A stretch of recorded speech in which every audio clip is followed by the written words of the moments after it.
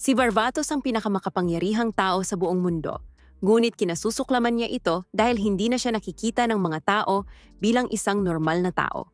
Umasa siyang mababago iyon sa pamamagitan ng isang kahindik-hindik na pagkatalo upang ipakita sa lahat na isa lang siyang karaniwang tao, ngunit wala namang kalaban na sapat na malakas para mapatay siya sa panahong ito, kaya imposibleng gumana ang planong iyon. Bukod pa rito, binabagabag siya ng matinding konsensya dahil sa kanyang mahal na kaibigang si Lydia na siya mismo ang pumatay. Kaya nagpasya siyang magpakarenta muli dahil sawang-sawa na siya sa kasalukuyang buhay niya. Gayunpaman, wala pang mga truck sa mundong ito, kaya kinailangan niyang gamitin ang lumang kombinasyon ng lubid at bangkito para matapos ang lahat. Pagkaraan ng reinkarnasyon, muling isinilang siya bilang si Ardmir, isang karaniwang batang lalaki sa probinsya na may higit sa karaniwang kakayahan. At dahil hindi na siya ang kinatatakutang Panginoon ng kadiliman noong nakaraan, sigurado siyang makakalapit na sa kanya ang mga tao nang hindi nangangamba sa kanilang mga buhay.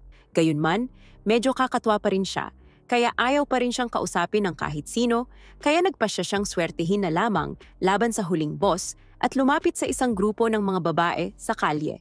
Ngunit ang nakakakilabot na aura mula sa mga babaeng iyon ay masyadong matindi para sa kanyang matinding kaba, kaya nauwi siyang nakayuko sa isang iskinita. At lalo lang siyang nagmukhang mas kakaiba. Malapit na sana siyang sumuko at hayaang umalis ang mga babae. Ngunit naalala niyang ang pinakamasama lang na maaari nilang sabihin ay, hindi. Kaya nilakasan niya ang loob niya at buong tapang na ipinahayag na gusto niyang makipagkaibigan sa kanila. Ngunit bigla na lang silang nagsitakbuhan palayo mula sa kanya. Noong araw na yon, natuklasan ni Ard na may mga bagay na mas masama pa kaysa sa isang hindi. Nagpasya si Ard na ibuhos ang kanyang inis sa pamamagitan ng pagsira sa bahagi ng ekosistema ng kagubatan. At makalipas ang kaunting sandali, nakaupo na siyang nagmumukmok sa harap ng kanyang bahay nang dumating si matandang Hyde para kumustahin siya. Tinanong siya nito kung anong problema niya. Kaya ipinaliwanag ni Ard na kahit anong gawin niya ay hindi pa rin siya nakakakilala ng mga kaibigan at nagsisimula na itong makaapekto sa kanya. Naiintindihan ni matandang Hyde na mahirap talagang makipagkaibigan. Kaya pinayuhan niya si Ard na mas magugustuhan siya ng mga tao kung magiging mabait siya. Tinanggap ni Ard ang payong iyon at muling lumabas upang subukang makipagkaibigan. Sa pagkakataong ito, sinubukan niyang ipakita sa mga bata kung gaano siya kabait sa pamamagitan ng sobrang paggalang at pag-anyaya. Ngunit gaya ng inaasahan, lahat ng batang lalaki at babae na nilapitan niya ay nagsitakbuhan palayo sa takot. Muling nainis si Ard at nagpasya na namang ibuhos ang kanyang inis sa pamamagitan ng paglipol sa mga halimaw. At nang medyo kumalma na siya, nagpasya siyang umuwi. Ngunit bago pa man siya makaalis, narinig niya ang tinig ng isang batang babae mula sa kakahuyan. Gumamit siya ng mahika upang lumipad at silipin kung ano ang nangyayari. At sa kanyang pagkagulat, nakita niya ang isang batang babae sa gubat na nakikipaglaban sa isang sinaunang lobo. Nagtaka siya kung bakit niya inuubos ang oras sa pakikipaglaban sa isang karaniwang sinaunang lobo. Ngunit napagtanto niya na marahil ay pumapatay rin ito ng mga halimaw upang maibsan ang stress. Tulad niya, pagkatapos patayin ng batang babae ang lobo, napansin niyang pinapanood siya ni Ard. Ayaw ni Ard na magmukhang weirdo na naman, kaya maayos siyang nagpakilala at magalang na tinanong kung gusto nitong maging kaibigan niya. Sa kanyang gulat, hindi agad tumakbo si Iriana, kaya naisip niyang baka may pag-asa na siya sa wakas. Pero ilang segundo lang ang lumipas, sumigaw si Iriana na hindi siya kailanman magiging kaibigan ni Ard, sabay takbo palayo. Sawang-sawa na si Ard sa paulit-ulit na pagtanggi, kaya hinabol niya si Iriana para tanungin kung bakit ayaw nitong makipagkaibigan. Tumakbo si Iriana pabalik sa kanyang ama na hindi inaasahang si matandang Hyde pala. Pero bago pa man siya makapagpaliwanag kung ano ang nangyari, dumating na si Ard at tuwang-tuwa siyang malaman na dahil matalik na kaibigan ng kanyang mga magulang si matandang Hyde, may kalayaan na siyang kulitin si Iriana hanggang sa maging kaibigan niya ito. Sa tingin ni Iriana ay isang manyak si Ard, kaya sinubukan ni Ard na baguhin ang tingin nito sa kanya sa pamamagitan ng pagsasabing marami na siyang nalaman tungkol sa kanya mula sa kanyang ama. Tulad ng hilig niya sa mga rosas at ang eksaktong bilang ng mga nunal sa kanyang katawan, pero lalo lang nitong pinatibay ang paniniwala ni Iriana na nakakatakot talaga si Ard. Makaraan ang ilang buwan ng ganito, isang araw, lumabas si Iriana sa gubat upang pumatay ng mga halimaw at ibuhos ang inis. Sinundan siya ni Ard dahil gusto niyang makasama siya.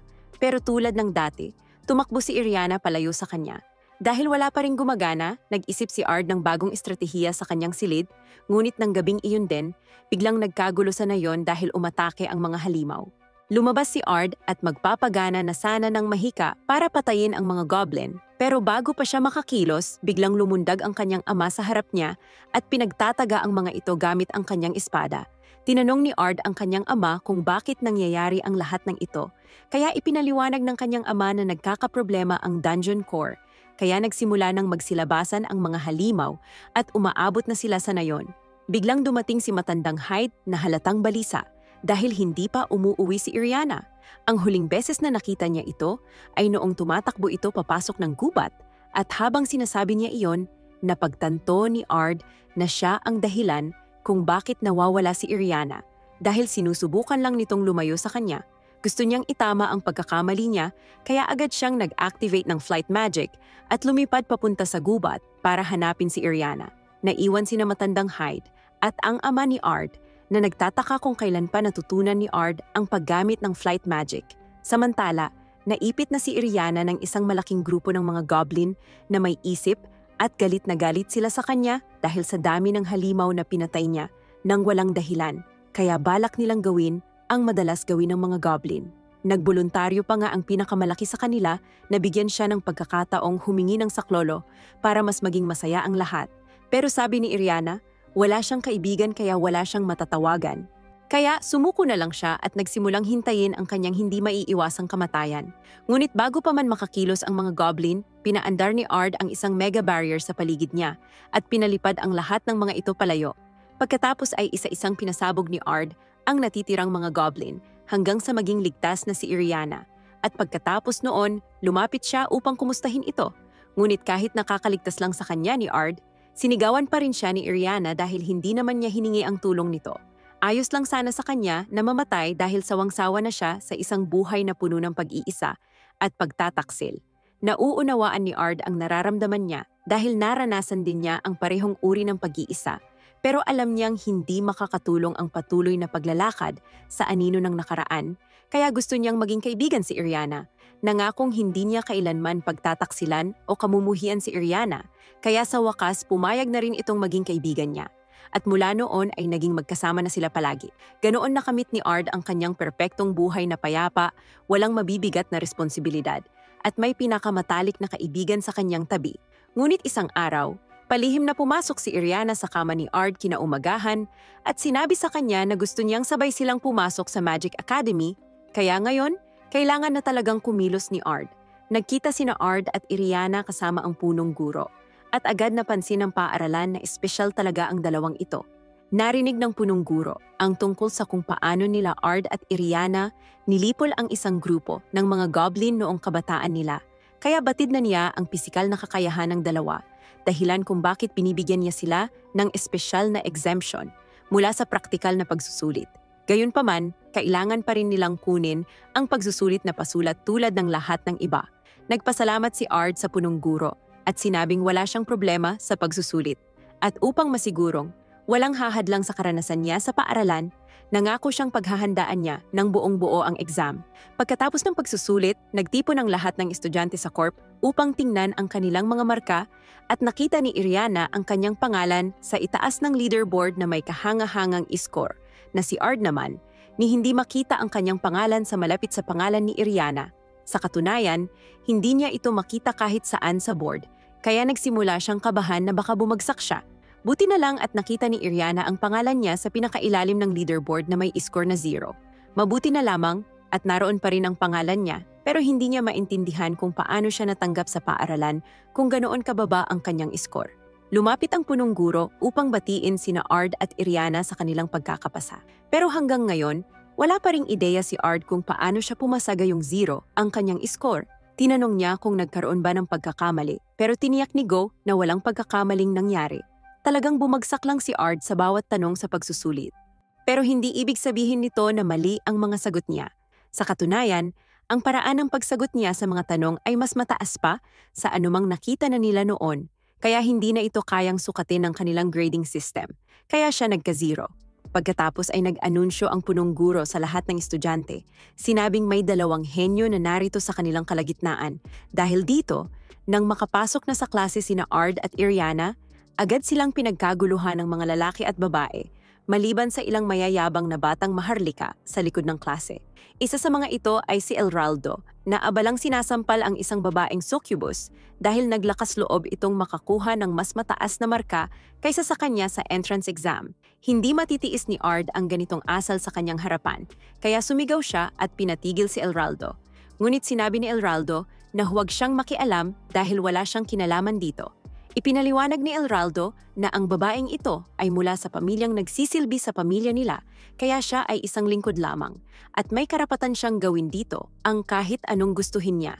Gayunpaman, anuman ang usaping pampulitikang maharlika, sinabi ni Ard na hindi siya manonood lang habang inaabuso ang babae. Kaya naging mapagmataas si Elraldo at hinamon si Ard sa isang duelo upang pagdesisyonan ang kapalaran ng babae. Agad namang pumayag si Ard sa duelo ng walang pag-aalinlangan, ngunit binalaan siya ni Iriana na dapat siyang mag-ingat sa pakikipaglaban kay Elraldo. Kahit isa itong ganap na hambog, napakahusay din nito, kaya hindi ito basta-basta matatalo.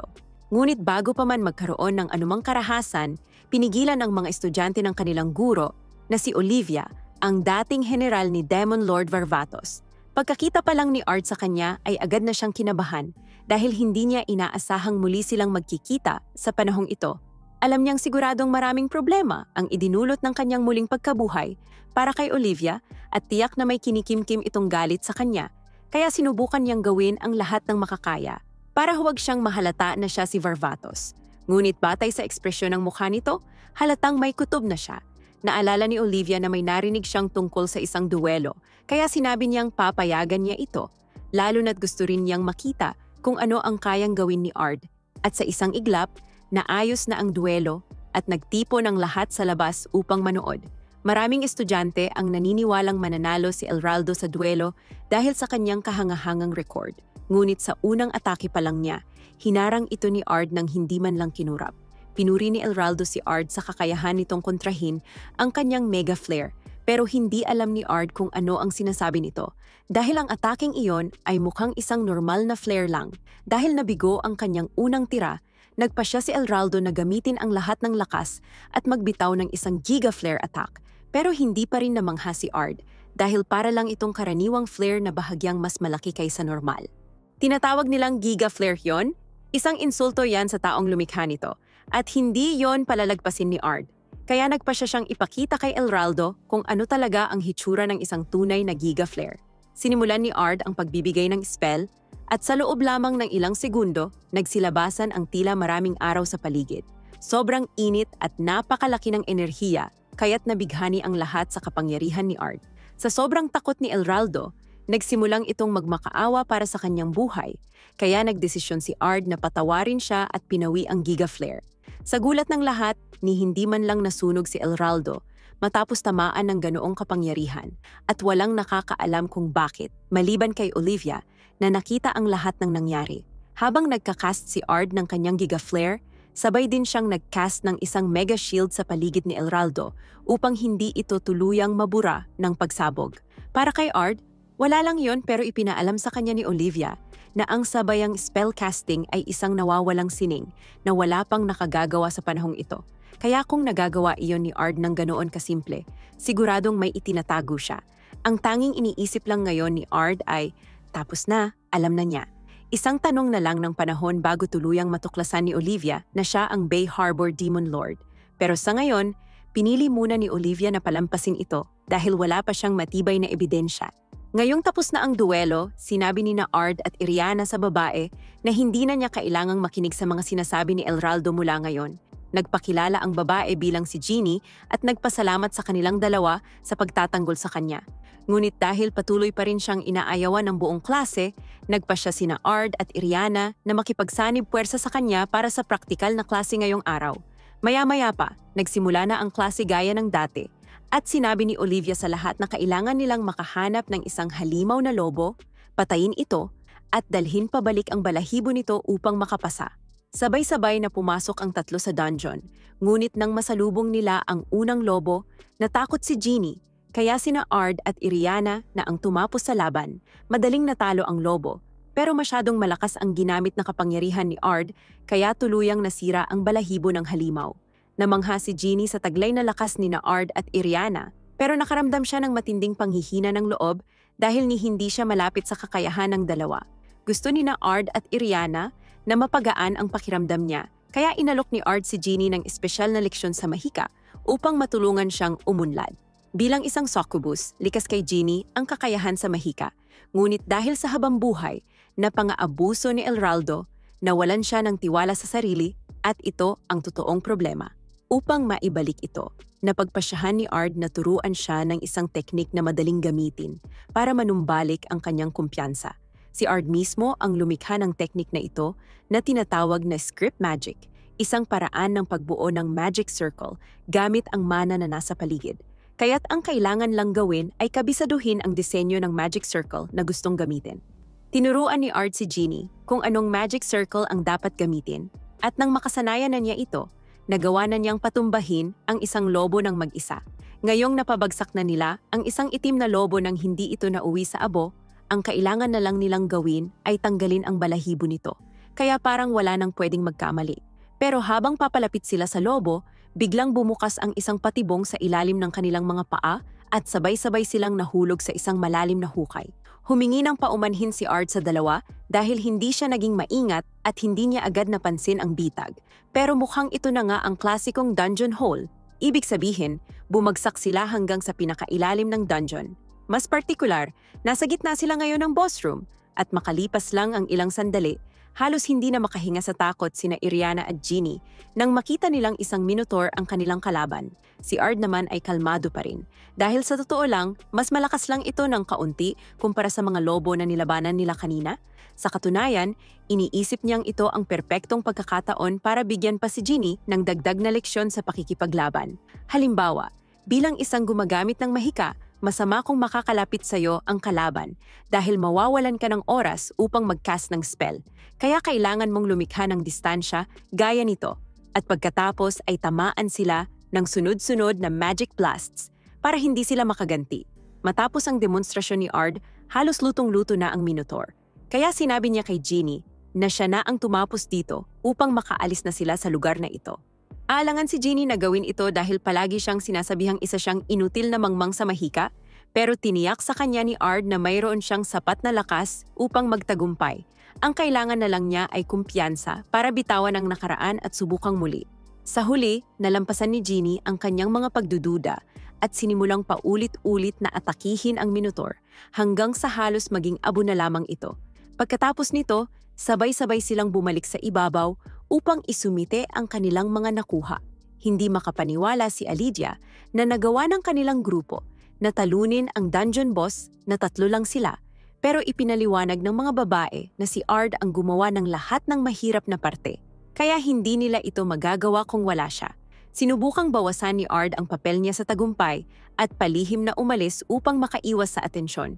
Pero huli na dahil hinawakan siya ni Olivia sa balikat at sinabing may gusto siyang pag-usapan.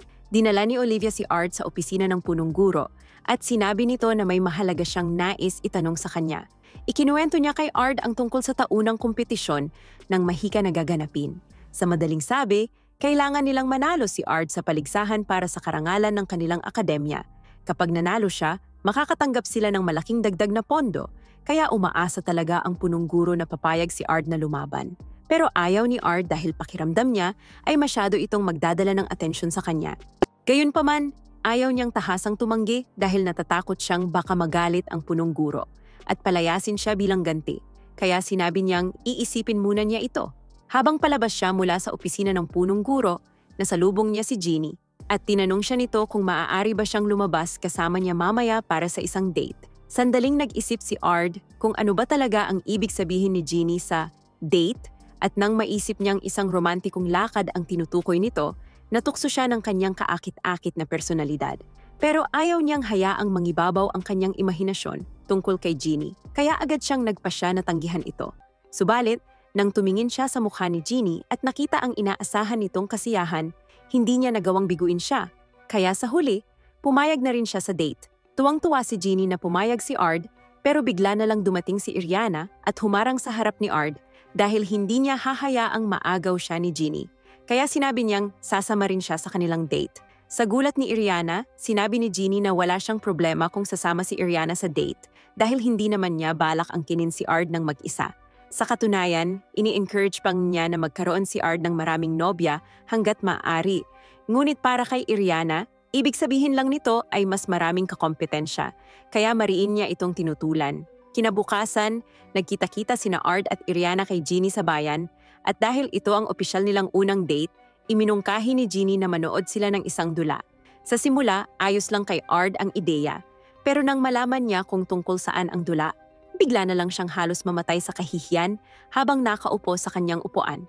Ang dula ay tungkol sa buhay niya bilang si Varvatos, at habang nanonood sila, nagsimulang dumikit sina Ginny at Iriana sa braso ni Ard, kaya kailangan niyang gamitin ang bawat hibla ng kanyang pagpipigil upang manatiling kalmado.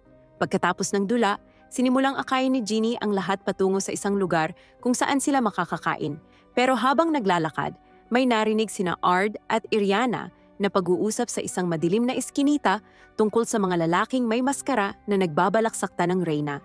Siyempre, hindi nila hahayaang mangyari iyon, kaya agad silang nagsimulang habulin ang grupo at sinundan sila papasok sa mga imburnal. Pagliko nila sa isang sulok, napansin ni Ard ang isang napakalaking magic circle sa pader at agad niyang napagtanto na isa itong patibong. Doon din mismo, lumitaw ang mas marami pang mga nakamaskarang lalaki sa kanilang likuran at nagbanta na papatayin sila kapag kumilos sila. Pero hindi man lang natinag si Ard sa kanilang pananakot.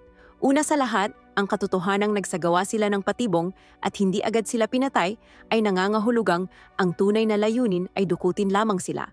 Inamin ng pinuno ng mga nakamaskara na tama si Ard, ngunit mayroon lamang silang iisang target na kailangang panatilihing buhay. Kaya't pinahihintulutan silang patayin ng iba. Pagkatapos ay nagcast ng fire spell ang lalaki at tinupok si Ard ng apoy. Pero ang ganoong kahihinang mahika ay hindi kailanman makasasakit sa kanya. Kaya't pinabayaan lang niya ito at nagcast ng lightning spell upang wasakin ang magic circle sa pader. Ngayon, kung ano man ang plano nila ay hindi na ito gagana. Kaya sinimulan ni Ard ang pagbuga ng kuryente sa lahat ng kalalakihan doon hanggang sa ang natira na lamang ay ang kanilang pinuno. Sinabi niya sa pinuno na sumuko na lang at sabihin kung ano ang binabalak nito, pero tumanggi ang pinuno na hayaang dito na lang matapos ang lahat, kaya't nagbago ito ng anyo. Ibinunyag ang sarili bilang isang demonyo at sumabog pataas sa kisame upang makatakas. Lumipad si Ard paakyat pabalik sa ibabaw upang habulin ito. At sa pagtatangkang makalamang, dinampot ng demonyo ang isang batang babae at ginawang bihag. Ngunit pagdating ni Ard, gumamit lang siya ng kaunting illusion magic upang mailigtas ang bata at pagkatapos ay agad niyang binura ang demonyo sa pamamagitan ng isang malakas na atake. Dahil sa kabayanihan ni Ard, ipinatawag siya kalaunan upang humarap sa reyna para bigyan ng gantimpala. Pero hindi sigurado si Ard kung paano siya dapat kumilos sa harap ng isang reyna dahil ito ang unang beses niyang makakaharap ng maharlika bilang isang karaniwang tao at hindi bilang Demon King. Ginawa niya ang lahat upang ipakita ang tamang paggalang sa reyna. Ngunit si Iriana, sa kabilang banda, ay walang pakialam sa pagpapakita ng respeto dahil matagal na pala silang magkaibigan ng reyna. Nagalit ang lahat sa loob ng bulwagan nang makitang ganoon kumilos si Iriana sa harap ng reyna, ngunit pinatahimik sila ni Rose at ipinaliwanag na matagal na silang magkaibigan ni Iriana, kaya pinahihintulutan niya itong kumilos kahit paano pa man nito gustuhin.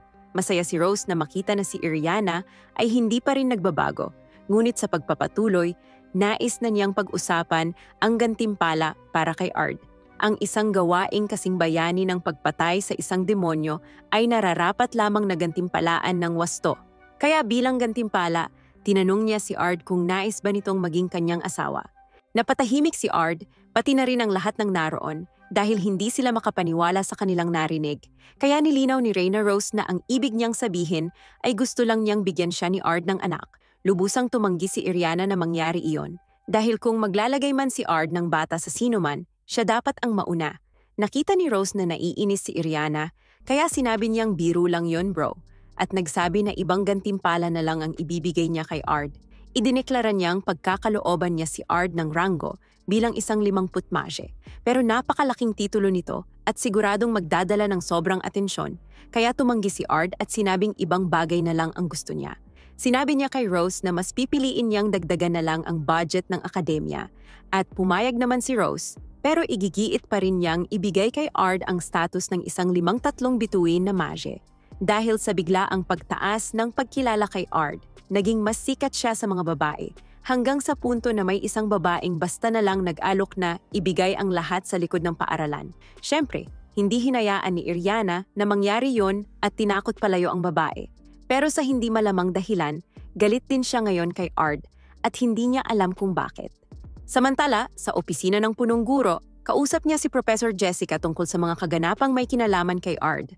Bagamat masaya siya na napapayag niya ang Reyna na dagdagan ang budget ng paaralan, nadidismaya rin siya na hindi sasali si Ard sa paligsahan. Umaasa sana siyang magagamit ang torneo para patunayan ang kakayahan ni Ard upang opisyal na siyang maimungkahi bilang guro. Ngunit kailangan nilang mag-isip ng ibang paraan. Kinagabihan, nakahiga si Ard sa kama at iniisip pa rin kung bakit nagalit sa kanya si Iriana nang biglang may kumatok sa kanyang pintuan at si Ginny pala iyon, nakasuot ng nightgown. Narinig niya ang nangyari kanina at bagamat wala siyang problema sa ibang babaeng nagtangkang akitin si Ard, ayaw din naman niyang mapag-iwanan. Kaya nagpasya siyang subukan din ang kanyang swerte kay Ard. Karaniwan ay agad sanang tatanggihan ni Ard si Ginny, pero ginamit ni Ginny ang kanyang succubus charm, kaya nanigas si Ard at hindi siya makagalaw. Handa na sanang umpisahan ni Ginny ang susunod na hakbang, pero bigla na lang sumugod si Iriana sa silid. Pumunta sana siya roon para humingi ng tawad kay Ard sa pagkapikon niya kanina. Pero ngayon, galit na naman siya dahil sa ibang dahilan. Sinabihan ni Ginny si Iriana na kumalma pero galit din si Iriana kay Ginny dahil siya ang dahilan kung bakit sobrang daming atensyon ang natatanggap ni Ard dahil sa pamimilit niyang magkaroon si Ard ng harem, ngayon ay siya naman ang nauungusan. Sinabi ni Ginny na kasalanan din ni Iriana kung bakit siya nauungusan dahil hindi siya naging mas assertive. Mula roon, hinamon ni Iriana si Ginny sa isang duelo para kay Ard. Kumpiyansa si Ginny na siya ang mananalo, kaya nagdagdag pa siya ng kondisyon. Ang matatalo ay kailangang tumakbo ng hubot-hubad sa buong paaralan. Pareho silang seryoso sa mga kondisyon ng duelo, pero tumutol si Ard. Ayaw niyang mawala ang dangal nila dahil lang sa isang maliit na bagay. Ipinag-utos niyang maupo silang dalawa at pag-usapan ito gaya ng mga matinong tao. Napagtanto ni na Iriana at Ginny na medyo naging bata nga ang asal nila, kaya humingi sila ng tawad sa isa't isa. Ngunit biglang pumasok si Professor Jessica sa kwarto ni Ard at sinabing may perpekto siyang solusyon sa problema nila. Dahil ayaw ni Ard na magduelo sila, iminungkahi niyang sumali na lang sila sa battle tournament at makarating sa finals upang magkaroon ng opisyal na laban. Sa ganitong paraan, maayos nila ang kanilang sigalot at kung pareho silang sasanayin ni Ard at magpakitang gilas, mapapatunayan din nito na karapat-dapat siyang maging guro sa akademya. Sa huli, pumayag sina Iriana at Ginny sa ideya. Ngunit si Ard ay ayaw talagang maging guro, kaya sa araw ng torneo, lihim siyang umaasang matatalo ang dalawa. Sa kasamaang palad para kay Ard, parehong mabilis na nilampaso ni na Iriana at Ginny ang mga kalaban, kaya pareho silang umabot sa finals at nagharap sa huling laban.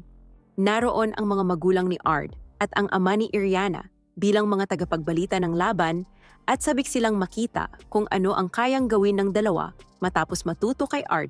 Ngunit bago pa man magsimula ang laban, biglang nagkaroon ng kaguluhan nang makita ang ilang mga demonyo sa gitna ng mga manonood at nagsimulang wasakin ang lahat.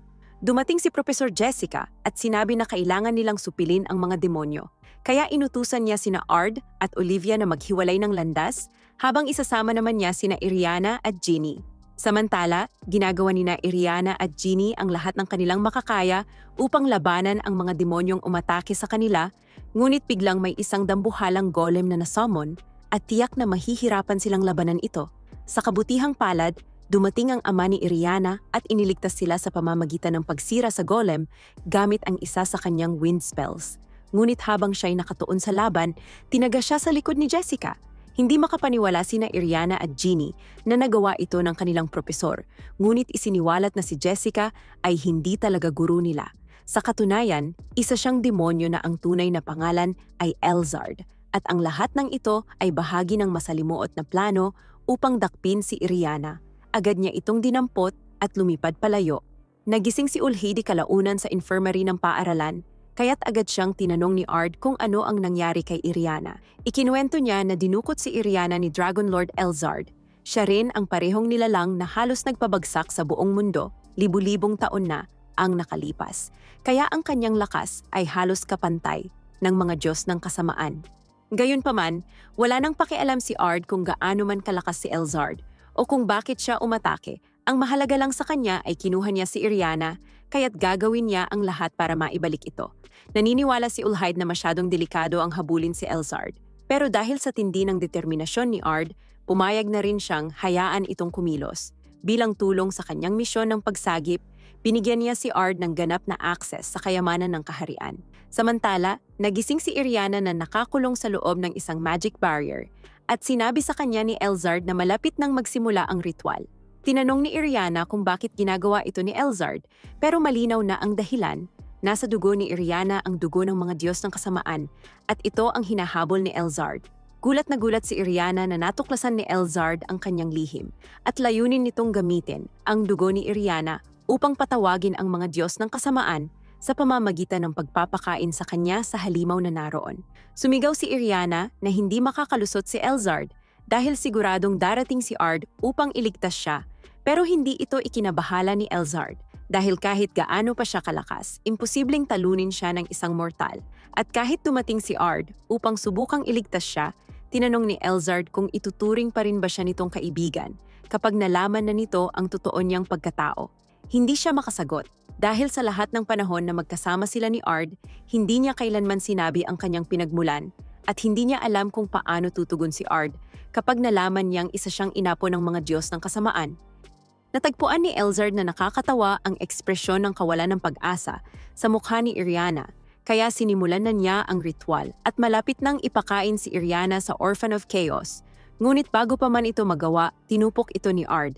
Isa si Iriana sa mga taong pinakamahalaga kay Ard sa buong mundo, kaya hinding-hindi niya hahayaang makalusot si Elzard sa ginawa nito. Kinutya siya ni Elzard at sinabing hindi sila ganoon kalapit ni Iriana gaya ng iniisip niya dahil hindi nito kailanman sinabi ang totoo tungkol sa sarili niya, na siya ay inapo ng mga Diyos ng kasamaan. Ngunit kahit totoo man iyon, bakit kailangang mag-alala si Ard? Hindi nagbabago ang pagkatao ni Iriana dahil lang sa kanyang pinagmulan, dahil para kay Ard, siya ay mananatiling kanyang matalik na kaibigan. Gayunpaman, ang marinig ang tapat na damdamin ni Ard ay nakakasuklam para kay Elzard, kaya't nagpasya siyang lipulin silang dalawa ni Iriana sa ibabaw ng mundo. Ibinunyag ni Elzard ang tunay niyang anyo bilang isang dragon at nagpakawala ng isang malakas na atake kay Ard at Iriana. Bilang tugon, nagtayo si Ard ng isang barrier at nagsimula ng isang orasyon upang tawagin ang kanyang pinakamatinding sandata. Isang espada itong nilikha niya mula sa mga nalalabing bahagi ng kaluluwa ni Lydia. At gamit ito, layunin ni Ard na tapusin si Elzard ng tuluyan, na insulto si Elzard sa pag-aakalang isang hamak na mortal ay makakatalo sa isang dakilang dragon tulad niya, pero si Ard ay hindi isang ordinaryong mortal. Ibinunyag ni Ard ang tunay niyang anyo kay Elzard at sinabi sa kanya na naanalisa na niya ang bawat bahagi nito, ang estilo ng pakikipaglaban, ang mahika, at maging ang mga dahilan kung bakit niya ginagawa ang lahat ng ito. Nauunawaan niyang itinulak si Elzard sa pag-iisa ng kasalukuyang mapayapang kalagayan ng mundo. At dahil doon, ay unti-unti siyang napuno ng galit sa katahimikan. Ngunit nagkamali siya ng pinili. Ang pag-target kay Iriana ang pagkakamaling hindi mapapatawad. Ayaw tanggapin ni Elzard na siya'y nalalamangan, kaya sinimulan niyang baguhin ang kanyang dragon breath. At bilang tugon, sinimulang i-charge ni Ard ang kanyang ultimate attack. Nang magsalpukan ng kanilang mahika, naganap ang isang matinding pagsabog, ngunit nanatiling ligtas si Ard, samantalang si Elzard ay nagtamo ng kakilakilabot na katapusan. Ngayong tapos na ang laban, bumalik si Ard sa lupa upang tingnan ang kalagayan ni Iriana. Tinanong niya ito kung gusto pa rin ba nitong maging kaibigan niya matapos masaksihan ang nakakatakot niyang kapangyarihan. Ngunit kailanmay hindi matatakot si Iriana kay Ard dahil sa lakas nito. Kaya sinabi niyang wala siyang dapat ipag-alala. Nakahinga ng maluwag si Ard sa narinig. Kaya niyaya niya si Iriana na bumalik na sila sa kanilang tahanan. Samantala, sa kailaliman ng isang dungeon, isang babaeng nagngangalang Sylphie ang matagal nang nagsasanay upang patibayin ang kanyang katawan para sa digmaan. At nang makontento na siya sa kanyang lakas, napagpasyahan niyang bumalik kina Lydia at sa iba pa. Ngunit bago iyon, kailangan muna niyang maligo. Dahil sa loob ng 3 taong pagsasanay niya, ni hindi pa siya nakaligo kahit minsan. Lumabas siya sa dungeon, ngunit sa kanyang labis na pagkabigla, isang ganap na naiibang mundo ang kanyang nadatnan at hindi niya maunawaan kung paano nagbago ang lahat sa loob lang ng 3 taon.